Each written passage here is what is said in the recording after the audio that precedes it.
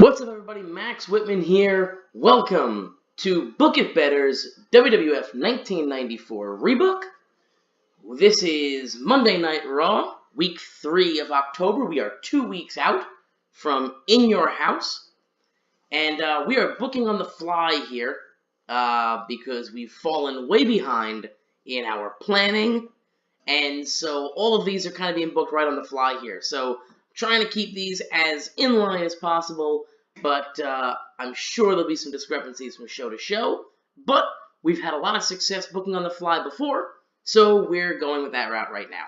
So this is Monday Night Raw. We're 2 weeks out from In Your House, and we are opening up here with a segment. We've got Bret Hart, Shawn Michaels, and Chris Jericho.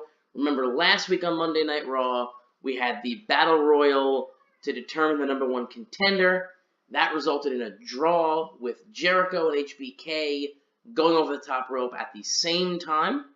So tonight, this is basically a quick segment setting the stage for our main event tonight and announcing that the easiest way to solve this problem is to have Shawn Michaels and Chris Jericho go head-to-head in tonight's main event, with the winner taking on Bret Hart for the world title.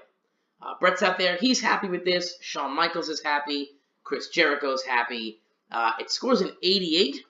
So it says Jericho was very poor trying to improvise dialogue. Both Bret and Shawn performed well. Again, that probably has more to do with Jericho just not being able to improvise with guys who are as good as Shawn and Bret. Because Jericho very rarely ever has a problem improvising. So it's most likely, not that he had a problem, but that he just looked poor compared to the other two. Gets our show off to a hot start. Shawn Michaels came across as the star here. And Jericho arrives to that storyline with Jericho and Bret's going to advance here. This goes an 88, a B+ rating. Great way to open up our show. No worker improvements. So we'll head on to the next segment. And we just get a standard one-on-one. It's Yokozuna versus Tatanka. Yokozuna defeating Tatanka in 9 minutes and 30 seconds with the Bonsai drop. Definite lack of psychology here. The match tended to drift a little bit. Yokozuna pulls an 80, and Tatanka pulls a 69 for a 74 overall rated match. So pretty solid match, and a good way, a good match to get the show started. All right, so this is the Power Cats, and they are in Sid and Adam Bomb's locker room, and they're going to poop in their bags because they're cats. That's what cats do, because they're assholes. They poop on things. That's right, this is an actual storyline that's taking place right now, and on top of that, it's taking place for the tag team titles. So we have our tag team champions have their bags in their locker room, and our tag team challengers are pooping in them. That's it. That's the storyline. The Power Cats pooped in the champions' bags. It actually scores an 81. It scores a B grade. I can see Maxine in the other room here laughing at this. It's ridiculous. She's currently dealing with Hurricane Maxwell, so if you happen to hear something in the background, that's probably what it is. She's marveling at this incredible, genius storyline that we've got running right now. But regardless, it gets a great rating here. Sid Vicious worked the crowd well, and Scott the Stray Levy performed well. He improvised well, so his poop game is on point. He's very good at being a cat. Our tag team title storyline is going to advance and gain heat here. So basically what's happening is the Power Cats are pooping in the bags, and Sid and Adam Bomb show up mid-turd drop and chase the cats away. The cats, of course, scatter. They do a little hiss, and then they scatter on their own, because that's what cats do. So yeah, I don't really have much else to say about that. Do we get any worker improvements? No worker improvements here. Yeah, no worker improvements. I wonder why.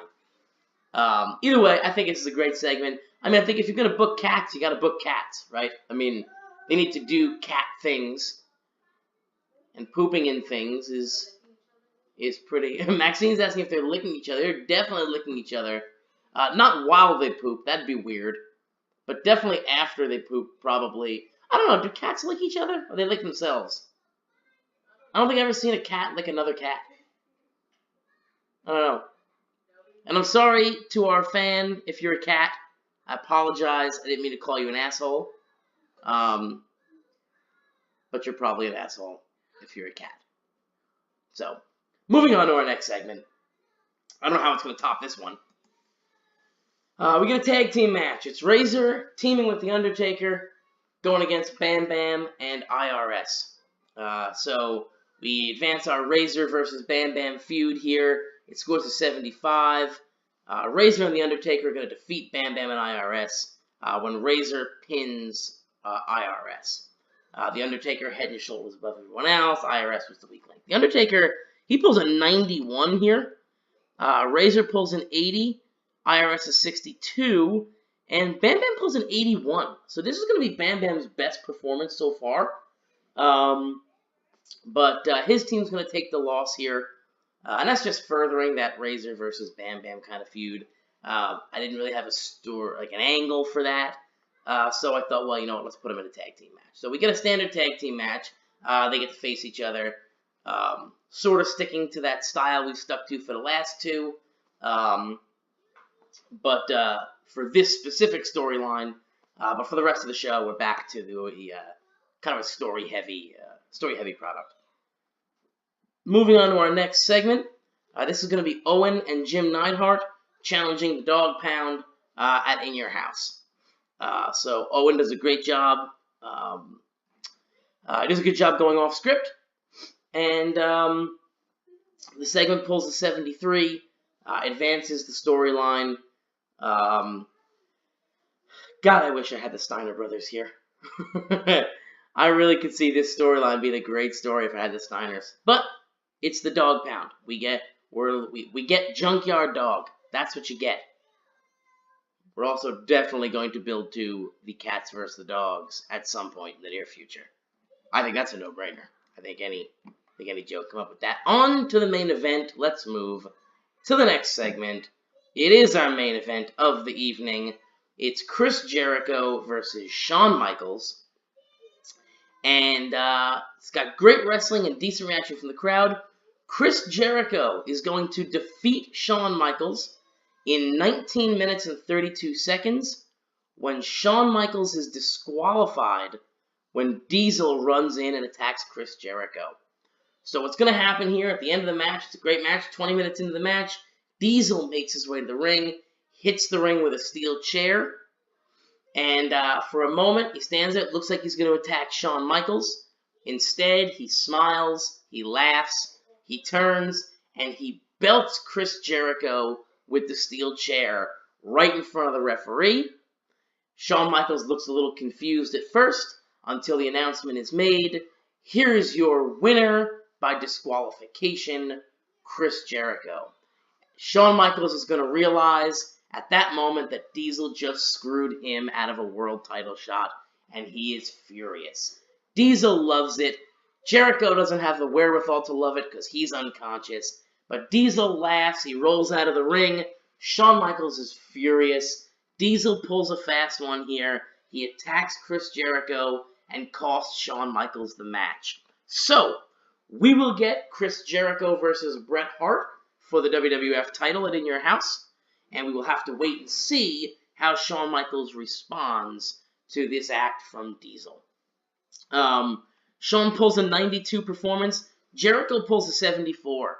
So Jericho's skills improving. A lot of that has to do, obviously, with being in the ring with Shawn. It was incredibly difficult to get Shawn Michaels to take this loss. The match only pulls an 81. Talent alone, this would probably be a better match. But the booking that I had to do to convince HBK to take the loss kind of hurt the match a little bit. So I was hoping that it being a disqualification loss, HBK would be a little bit more willing to take it. but he wasn't. He didn't want to take the loss. He would do it, but he was furious. And the last thing I need is an angry Shawn Michaels in my backstage. If you've played this mod before, you know that an angry Shawn Michaels will ruin your backstage. So I had to do the disqualification, and I had to put in the notes to make sure Shawn Michaels came out protected and looking strong. So what that does basically is it kind of hinders his performance a little bit in the interest of keeping him looking strong. But I was able to convince him with those two booking decisions. I was able to convince him to take the loss. So that's going to be our main event. It's Shawn Michaels versus Chris Jericho. Jericho goes over thanks to Diesel, and quote, earns his title shot against Bret Hart at In Your House. Let's move on here, find out what our final grade is. It's an 80, not bad. Increases our popularity in 12 regions, so not a terrible showing by any means.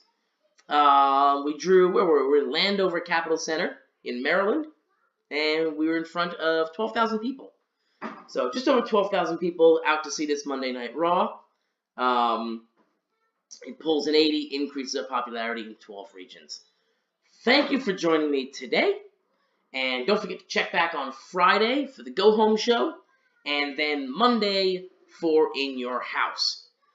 We didn't get a podcast up this week, so we've been a little bit behind on that, but we've all got kind of stuff going on. We've been moving into the new studio, just scheduling conflicts a lot, so we didn't get a podcast up this week. We'll hopefully be back at that next week.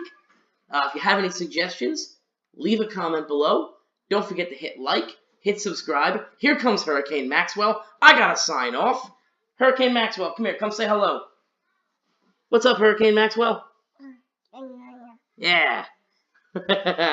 Alright, thanks for joining, folks. We will see you on Friday.